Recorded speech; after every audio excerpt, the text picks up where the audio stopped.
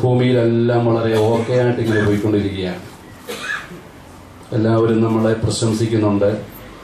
എല്ലാ കാര്യങ്ങളും വളരെ ഓക്കെ ആയിട്ട് പോകുന്നു. അതിൻ്റെ അർത്ഥം എന്തായിരിക്കുക?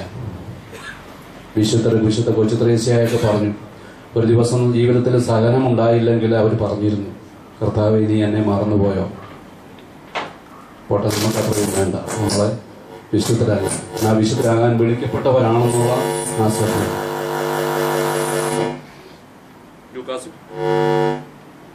വിശുദ്ധ ലൂക്ക 6-ാം അധ്യായം 26-ാം വചനം പഠിപ്പിക്കുകയാണ്. മനുഷ്യരെല്ലാം നിങ്ങളെ പ്രശംസിച്ച് സംസാരിക്കുമ്പോൾ നിങ്ങൾക്ക് ദുരിതം.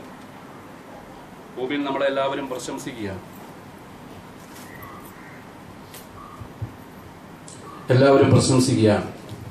എല്ലാം ഓക്കെ, നല്ല സമൂഹ ജീവിയായിട്ട് നമ്മൾ കടന്നു പോകുന്നു. ദൈവത്തിൻ്റെ സാന്നിധ്യം നമുക്ക് അനുഭവിക്കാനുള്ള അവസരങ്ങൾ നിഷേധിക്കപ്പെടുകയാണ് അതിലൂടെ സംഭവിക്കുക. മനുഷ്യരെല്ലാം നിങ്ങളെ പ്രശംസിച്ച് സംസാരിക്കുമ്പോൾ നിങ്ങൾക്ക് ദുരിതം. അവരുടെ പിതാക്കന്മാർ വ്യാജ പ്രവാചകന്മാരോടും അങ്ങ് തന്നെ ചെയ്തു. ഒരിക്കലും നമ്മൾ മറ്റുള്ളവരുടെ പ്രശംസയ്ക്കായിട്ട് നിൽക്കരുത്. ചില അവാർഡുകളൊക്കെ കൊടുക്കുന്ന കാണുമ്പം ഞാൻ ചിന്തിച്ചിട്ടുണ്ട്. എൻ്റെ മകൾ പഠിച്ചപ്പോഴേ അവൾ ആ സ്കൂളിലെ ഫസ്റ്റ് ആയിരുന്നു. ആ ജില്ലയിലെ തന്നെ 2ാമത്തെ റാങ്കാണ്. ഞങ്ങൾ കരിസ്മാറ്റിക് പ്രാർത്ഥനാ ഗ്രൂപ്പൊക്കെ ഉള്ള സ്ഥലമാണ്. ആരും അനുമോദിക്കുവാനുണ്ടായിരുന്നില്ല. എന്നാൽ വേറൊരു കരിസ്മാറ്റിക്കുകാരൻ്റെ ഇച്ചിരി കൂടെ പദവിയും കാര്യങ്ങളൊക്കെ ഉള്ള ഒരു വ്യക്തിയുടെ മകളെ ഇതേപോലെ ഇതിലും താഴ്ന്ന റാങ്ക് വന്നപ്പോൾ അവരൊരു അവാർഡ് അവർ തന്നെ രൂപീകരിച്ചു.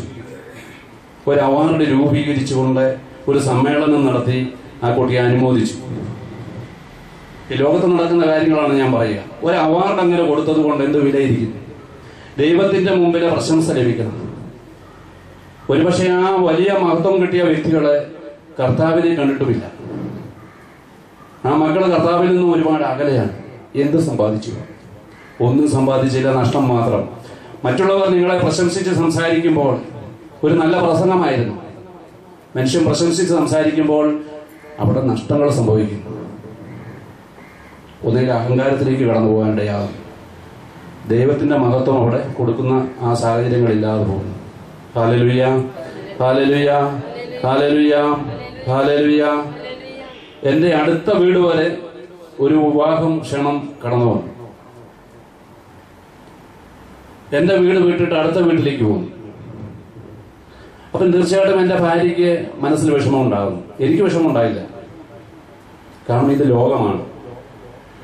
ഇങ്ങനെയൊക്കെയുള്ള പല സംഭവങ്ങൾ ഉണ്ടാകുമ്പോൾ നമ്മൾ നിരാശപ്പെടുന്നെങ്കിൽ അതിന്റെ അർത്ഥം ഞാൻ ലൗകികനാണെന്നതിന്റെ അർത്ഥം. Hallelujah, hallelujah. എന്നാൽ എല്ലാവരാലും നിഷേധിക്കപ്പെട്ട് വ്യാജമായിട്ടായിരിക്കണം. നമ്മൾ കൊലപാതകയോ അസന്മാർഗിയോ പരദൂഷകനോ ഏഷണിക്കാരനോ ആയിട്ട് നിന്ന അനുഭവിക്കുന്നവനാണെങ്കിൽ അതുകൊണ്ട് പ്രയോജനമില്ല എന്ന് സുവിശേഷം പഠിപ്പിക്കുന്നുണ്ട്, ലേഖനത്തിൽ പഠിപ്പിക്കുന്നുണ്ട്. ക്രിസ്ത്യാനി എന്ന നിലയിലാണ് നിങ്ങൾ പീഡ സഹിക്കുന്നെങ്കിൽ നിങ്ങൾ അതിൽ സന്തോഷിച്ചു കൊള്ളുവാൻ കർത്താവ് നമ്മളെ പഠിപ്പിക്കുന്നു. ഹല്ലേലൂയ. ലോകത്തിന്റെ മഹത്വം തേടുന്ന വ്യക്തിക്ക് അതിലൂടെ ആ വ്യക്തി കടന്നു പോകും. കർത്താവിന്റെ പരിചരണമോ പരിശുദ്ധാത്മാവ് വഴി നമുക്ക് ലഭിക്കുന്ന ദാനങ്ങൾ നമുക്ക് എണ്ണിത്തിട്ടപ്പെടുത്തുവാൻ പരിശുദ്ധാത്മാവോ സാന്നിധ്യമോ നമുക്ക് അനുഭവിക്കാൻ സാധിക്കാത്ത ദുരവസ്ഥ നമ്മളിൽ വന്നു വിടുന്നു. ഹല്ലേലൂയ. ഇവിടെ വന്നിരിക്കുന്ന സമൂഹം അല്പം വളർച്ച പ്രാപിച്ച സമൂഹമാണെന്നുള്ളൊരു ബോധ്യമുള്ളതുകൊണ്ടാണ് ഇതിവിടെ എടുക്കുക. ഹല്ലേലൂയ. നമ്മളെപ്പോഴും പാല് കുടിച്ചുകൊണ്ടിരിക്കുന്നവരാകരുതെന്ന് പൗലോസ് അപ്പോസ്തലൻ പഠിപ്പിക്കുന്നു.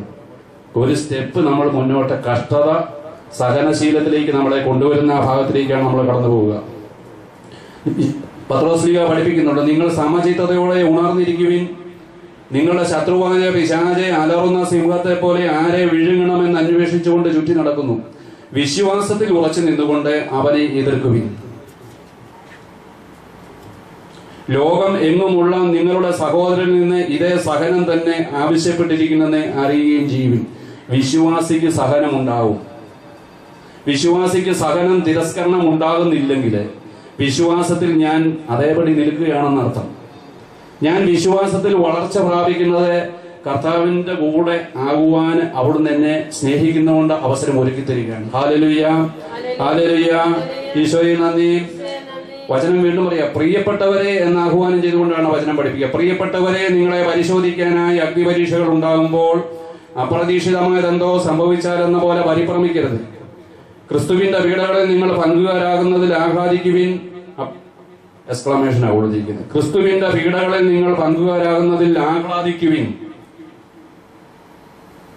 എല്ലാം പ്രാർത്ഥിക്കുന്ന സമൂഹമാണ്. പക്ഷേ എൻ്റെ മകനെ ഉദാഹരണം ഞാൻ പറയാം. എൻ്റെ മകൻ ഒരു പക്ഷേ പോയിട്ട് ജോലി നഷ്ടപ്പെട്ട് കടന്നു വരേണ്ട അനുഭവം.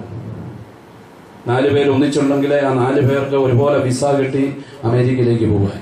എൻ്റെ മകന് കിട്ടിയില്ല. അതുപോലെ തന്നെ ലഭിക്കണമെന്നൊരു നിർബന്ധവും ഇല്ലല്ലോ. പക്ഷെ എൻ്റെ മകൻ പറയുകയാണ്, ഞാൻ ഇനി എന്തിനു പ്രാർത്ഥിക്കുന്നു. ഞാൻ ഉദാഹരണം പറയാം, എൻ്റെ കാര്യമല്ല. ഇനി എന്തിനു പ്രാർത്ഥിക്കുന്നു? അവരുടെ 3 പേരുടെയും പ്രാർത്ഥന കേട്ടു, അല്ലെ പ്രാർത്ഥിക്കാതിരുന്ന അവർക്ക് കിട്ടി. എന്തുകൊണ്ട് അപ്പൻ പ്രാർത്ഥിക്കാൻ പോയിട്ട് എൻ്റെ കാര്യം നടന്നില്ല? ഇതല്ല, കർത്താവിനൊരു പദ്ധതിയുണ്ട്.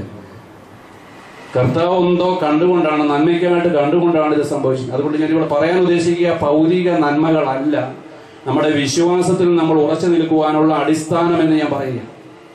വേറൊരു സഹോദരി ഒരിക്കൽ പറയുണ്ടായി, അവരുടെ മകന് പ്രാർത്ഥനയൊക്കെ ഒന്ന് ഉപേക്ഷിച്ചു. ഇതെല്ലാം സംഭവിച്ചിരിക്കുന്ന പ്രാർത്ഥനക്കാരുടെ വീടുകളിലാണ്. ഇനി എന്തിനു പ്രാർത്ഥിക്കുന്നു? കാരണം ഇതൊരു വിശ്വാസിക്കുണ്ടാകുന്ന ജീവിതത്തിലെ പോരാട്ടങ്ങളാണ്. ഇത് സംഭവിക്കുമ്പോൾ നമ്മൾ നിരുന്മേഷവരാകരുത്. നമ്മൾ പരിശോധനയിൽ അകപ്പെടുവാൻ കർത്താവ് സമ്മതിക്കത്തില്ല. വചനം പറയണം, നിങ്ങൾ സമചിത്തതയോടെ ഉണർന്നിരിക്കുവിൻ. സമചിത്തത, ആക്രാന്തമോ പരവേശമോ ബുദ്ധിമുട്ടോ അങ്ങനെ രീതിയിലുള്ള അല്ല, നിരാശയൊന്നും അല്ല. സമചിത്തതയോടെ ഉണർന്നിരിക്കുവാൻ കർത്താവ് പഠിപ്പിക്കുന്നു.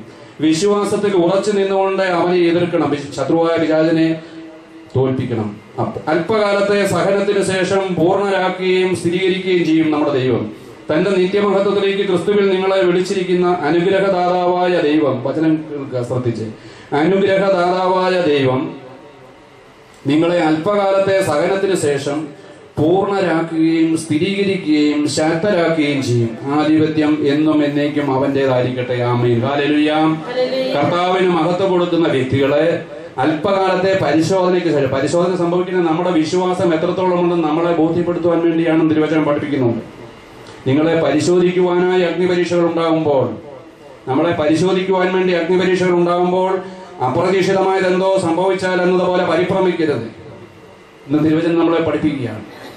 Hallelujah, hallelujah. ഇവിടെ വന്നിരിക്കുന്ന പ്രാർത്ഥിച്ചുകൊണ്ടിരിക്കുന്ന മക്കൾ, വിശ്വാസികളായ മക്കൾക്ക് നമ്മുടെ ജീവിതത്തിൽ പ്രാർത്ഥന കേൾക്കാത്ത പോലെ നമ്മൾ ചിന്തിക്കുന്ന, ഒരുപാട് കാലമായി പ്രാർത്ഥിക്കുവാൻ തുടങ്ങിയിട്ട് സാധിക്കുന്നില്ല, പ്രാർത്ഥനയ്ക്ക് ഉത്തരം കിട്ടുന്നില്ല. കേട്ട വചനം നമ്മൾ കേട്ടു, ആദ്യം നമ്മൾ വായിച്ചു കേട്ടത്,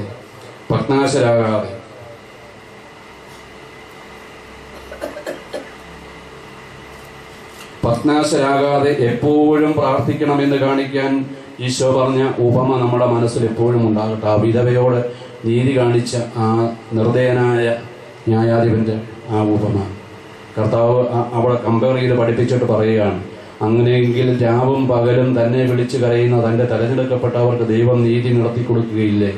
അവിടുന്ന് അതിന് കാലവിളംബം വരുത്തുമോ? അവർക്ക് വേഗം നീതി നടത്തി കൊടുക്കും എന്ന് ഞാൻ നിങ്ങളോട് പറയുന്നു. കേട്ട വചനഭാഗം നമ്മൾ വിശദീകരണത്തിലേക്ക് പോയ ഭാഗം ഇവിടാണ്. എങ്കിലും മനുഷ്യപുത്രൻ വരുമ്പോൾ ഭൂമിയിൽ വിശ്വാസം കണ്ടെത്തുമോ? ചെറിയ ചെറിയ കാര്യങ്ങളിലൂടെ നമ്മളെ വിശ്വാസത്തിൽ ബലപ്പെടുത്തുന്ന കർത്താവാണ്.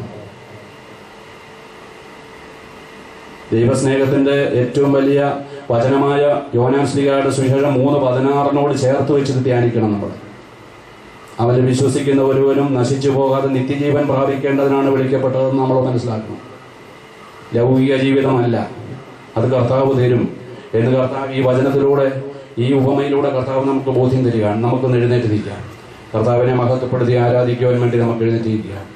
തിരുവചനങ്ങളുടെ അടിസ്ഥാനത്തിൽ നമുക്ക് കർത്താവിനെ മഹത്വപ്പെടുത്താം.